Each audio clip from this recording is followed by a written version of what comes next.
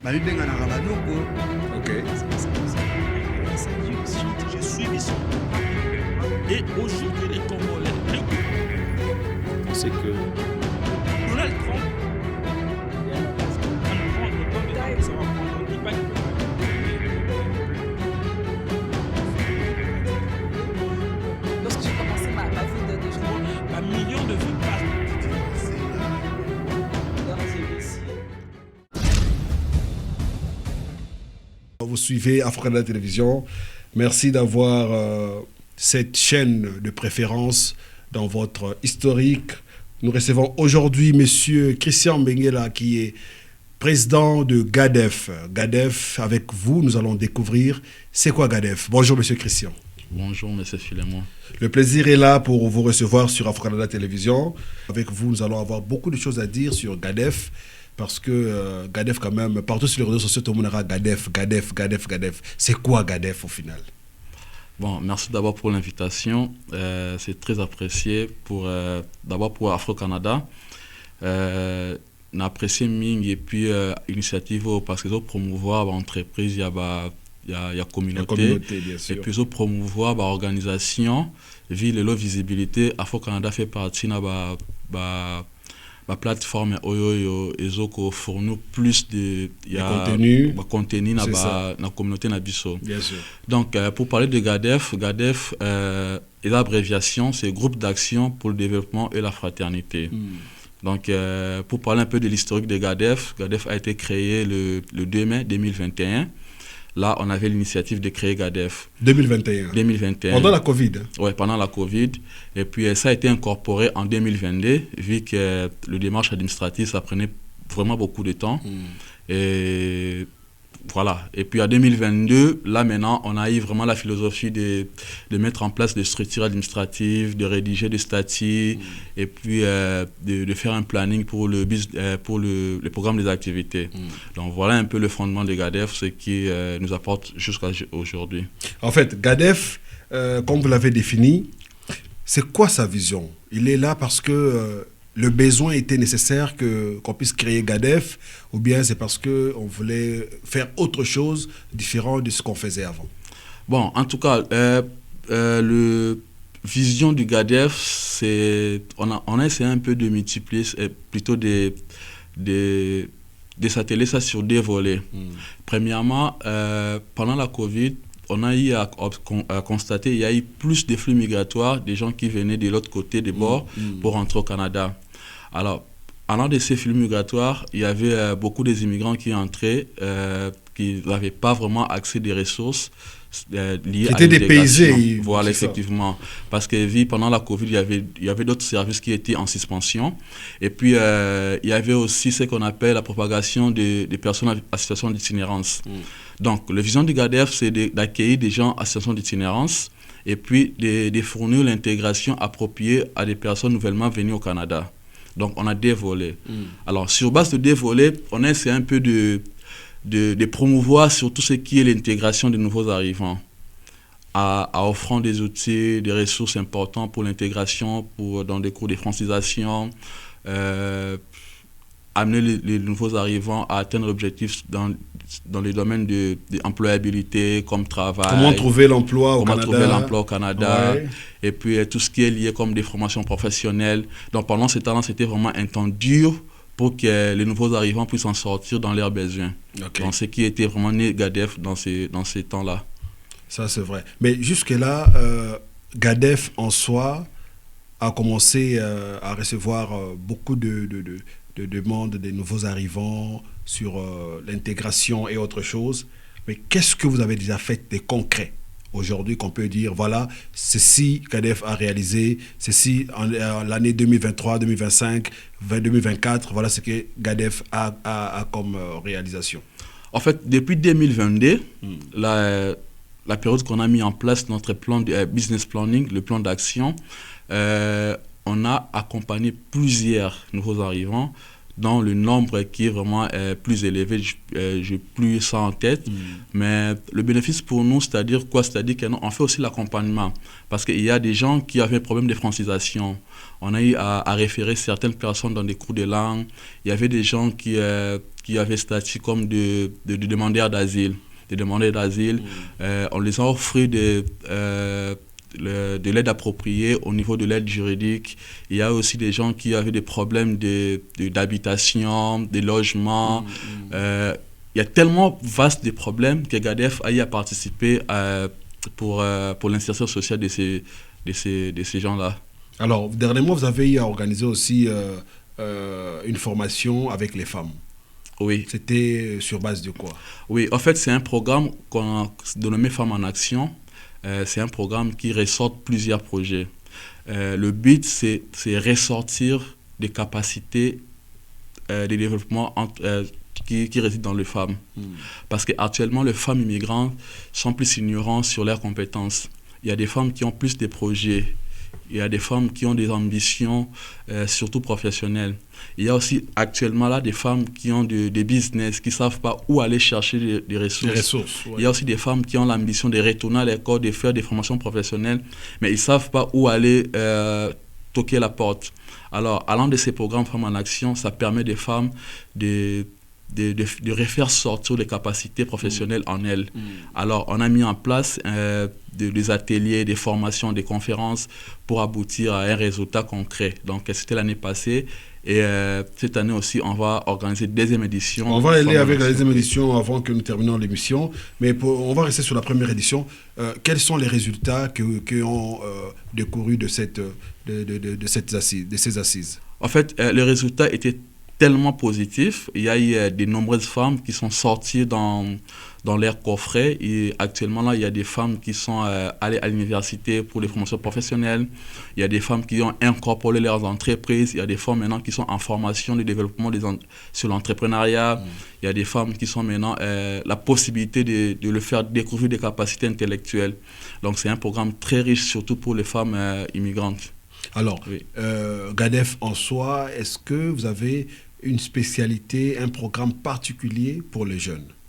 Oui, programme particulier, c'est juste pour ramener les jeunes à s'en sortir de leur zone de confort en allant sur l'intégration. Parce que GADEF, nous avons un moteur qui s'appelle l'intégration. Actuellement, là, nous avons un problème sur toute la communauté noire, tout ce qui est lié à l'intégration. L'intégration est la base et le moteur du GADEF. Donc, on est vraiment penché beaucoup sur ça, tellement qu'il y a plusieurs programmes à l'intérieur d'intégration qui englobent vraiment le développement de la jeunesse sur la communauté. Alors maintenant, pensez-vous que les jeunes qui sont au Canada, les nouveaux arrivants, tous, ils ont du mal à s'intégrer? Y a-t-il une raison qui les empêche à s'intégrer? Oui, effectivement, la période de 2023, comme je disais toujours, par rapport aux flux migratoires, des gens qui venaient de l'autre côté, venaient au Canada, d'abord, il y a du mal à s'intégrer sur le domaine linguistique. Le Canada, nous avons deux langues officielles, le français et l'anglais, oui. Mais la plupart des gens sont, comment je peux dire, qui venaient de l'Angola, du Brésil, qui parlaient portugais. Sont lusophones. Oui, c'est ça. Alors, il y a des difficultés pour les langues d'abord, premièrement. Et puis là, ça handicape vraiment l'intégration. Et c'est ce qui pénalise vraiment que le jeune puisse développer du côté professionnel. Donc le premier pilier d'abord, c'est de combattre les barrières linguistiques. C'est ça qu'on a eu à faire. Et puis ce sont des fléaux qui handicapent vraiment l'intégration au niveau de la jeunesse. Alors vous avez des difficultés que vous rencontrez pendant cette période d'intégration des nouveaux arrivants? Oui, sûrement, parce que les gens sont tous basés dans un endroit qui sont coffrés. Notre communauté, les gens sont vraiment très ignorants au niveau de la connaissance. Et puis on fait de porte-à-porte, on fait de marketing pour inviter beaucoup plus de gens à développer de s'équiter du côté barrière linguistique. Okay. Oui. Donc, mais vous avez quand même des partenaires, vous avez quand même des collaborateurs avec qui vous faites des échanges d'activités ou comment? Oui, effectivement. Ça se passe comment? Oui, on a des partenariats avec d'autres organisations, partenariats de référencement. Donc, il y a beaucoup plus de services que GADEF n'offre pas, mais il n'offre connaît pas. Oui, les gens on qui a des offrent partenaires ça. qu'on peut référer. Ok. Oui, Et jusque-là, vous avez déjà référé plusieurs personnes, c'est sûr. effectivement. Alors, on ne vous prendra pas longtemps. Vous avez mentionné qu'il y aura encore une deuxième édition de Conférence Femmes en Action. Femmes en Effectivement, Action, oui. qui va être du 29 Ouais, mars. 29 mars, oui. Ok. 29 mars. Cette fois-ci, ça serait quoi? De En quoi fait, vous allez parler cette fois-ci, il y aura plus d'innovation parce que les conférenciers, ce sont des gens influents dans la communauté. Et puis, il y aura des particularités sur le plan, sur le plan organisationnel. Donc, il y aura des ateliers, il y aura des réseautages, il y aura des conférences aussi. Les entrepreneurs femmes viendront. Oui, effectivement. Ok. Alors, cette année, la particularité, c'est GADEF voulait offrir cette audience aux femmes immigrantes. Parce que la plupart des femmes qui arrivent, ils ont tellement des ambitions, ils ont tellement des potentiels, et puis c'est les ressources qui manquent à ces gens de femmes de se développer. La canalisation. Voilà. Alors nous avons pensé à mettre ces programmes Femmes en Action pour ressortir plusieurs projets. On accompagne des femmes dans plusieurs projets, sur l'entrepreneuriat, sur les formations professionnelles, sur des créations de business, même au niveau de la maison, parce qu'il y a des femmes mères qui n'ont pas de possibilités d'aller travailler vu qu'ils ont des enfants. Ils ont des enfants. Donc, on a des programmes appropriés, même à partir des maisons. Il y a l'accompagnement on pourrait vous aider à faire même des business au niveau de la maison. Alors tout ça, ça demande des ressources appropriées. Alors pour savoir beaucoup des ressources, il faut venir participer dans des ateliers. Il y aura des experts en entrepreneuriat, il y aura des experts dans des communautés qui parlent sur l'émancipation de la femme, l'autonomisation liée aux enjeux de développement. Donc c'est ce qui englobe vraiment le programme Femmes en Action, très enrichissante. Est-ce que vous pensez que l'idée, par exemple, de créer, parce qu'on sait que dans la communauté, on n'a pas un siège social de la communauté congolaise ici au Canada. C'est vrai que les Haïtiens, ils en ont, maison d'Haïti, les Congolais, ils n'en ont pas. Pour les femmes qui ont des enfants, qui doivent aller travailler, mais qui n'ont pas où laisser les enfants, comment vous pensez résoudre ce problème? En fait, on a un projet en cours, c'est le projet Bienvenue chez soi. Le projet consiste à briser le barrière d'isolement. Parce qu'il y a la plupart des gens qui arrivent sont liés dans ces cas d'isolement. Ils ne savent pas où aller, ils ne savent pas où aller faire des activités récréatives avec les enfants. On a des volets. On a des volets sportifs. Les talents des enfants sont étouffés. Effectivement, on a des volets sportifs qu'on est en partenariat avec l'équipe FC Jazz qu'on va mettre en place sur le pratique des soccer d'ici 2026. On a aussi des volets insertion sociale pour des femmes et des hommes. Comment ça va se passer? C'est-à-dire qu'il y aura plusieurs activités dans le centre pour se divertir. Parce qu'il y a des gens qui sont nouvellement venus au Canada, ils n'ont pas un travail, ils s'ennuient à la maison. Il y aura des activités dans le centre pour briser le barrière de ces isolements. Des rencontres pour discuter, des rencontres parler. entre femmes, des rencontres entre hommes, des réseautages. Tous ces programmes-là, c'est un projet qu'on doit mettre en place d'ici 2026. Ok. Alors pour la deuxième édition de conférence des femmes, ça sera où? Ça va être sur 33-32 rue Jarry-Est, ici à Montréal. 33-32 rue Jarry-Est. Oui, dans le siège de Sommet Jeune Afro. C'est l'un des organismes partenaires qui nous aide vraiment à réaliser les activités. Qui vous a donné son local pour... Effectivement, oui. Ça, c'est une bonne chose. Est-ce que vous avez un point où vous voulez, un sommet vous voulez atteindre? Et si c'est un sommet, c'est quoi vous pensez réaliser en 2025? En fait, il y a toujours des projets à réaliser. Sauf que cette année, ça va être vraiment particulier pour GADEF. Déjà, le début de l'année, on avait un projet pour acquérir un centre d'accueil pour les personnes en situation d'itinérance. Il faut faire des nuances. Il y a des personnes en situation d'itinérance et en risque d'itinérance. Oui. Alors, nous, on combat plus des gens en situation risque d'itinérance pour ne pas tomber. Effectivement. C'est ça. Alors, on a une collaboration avec des organismes partenaires. On va bâtir un centre d'accueil qui va vraiment être louable pour accueillir ce genre de personnes. Parce qu'il y a des gens qui sont en situation d'itinérance, qui ont un problème de logement. Il y a des gens qui ont des permis de travail expirés qui ne peuvent pas renouveler. Ils ont un problème avec leurs employés. Ils ont perdu le logement au niveau du tribunal des logements. Alors, ces programmes consistent à accueillir tous ces genres de personnes. Bien que c'est un nombre limité, mais on fait en sorte que ça soit vraiment élargi, toute la communauté puisse en bénéficier. Ça, c'est un bon projet que la communauté devrait normalement accompagner. Mais puisque vous avez parlé de la communauté, quel est l'accompagnement que la communauté aujourd'hui offre à GADEF? En tout cas, je peux vraiment être spécifique. On a toujours une tendance de voir des choses de loin et puis de critiquer. Quand ça marche pas. Ouais, c'est ça.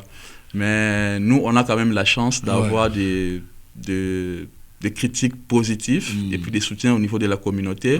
Je ne vais pas citer les noms de la communauté, ici, mais au moins on a cette chance-là d'avoir des résultats positifs. Ça, c'est bien, monsieur Christian Benguela. Alors, est-ce qu'il y a une autre chose que vous devriez parler que je n'ai pas mentionné? En fait, nous, ce que je peux dire, c'est appel aux bénévoles.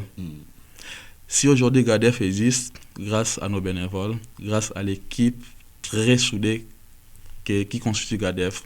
Et puis je profite aussi pour saluer l'équipe GADEF, qu'on travaille jour et nuit, sans rémunération, mais on est là toujours. Aujourd'hui, on est parmi les organismes le mieux réputé à Montréal, de la communauté. Je suis vraiment fier de l'équipe. Et puis nous sommes toujours ouverts de recevoir toute catégorie de personnes, des bénévoles. Vous avez votre talent, vous avez votre compétence en administration, partout, gestion des projets.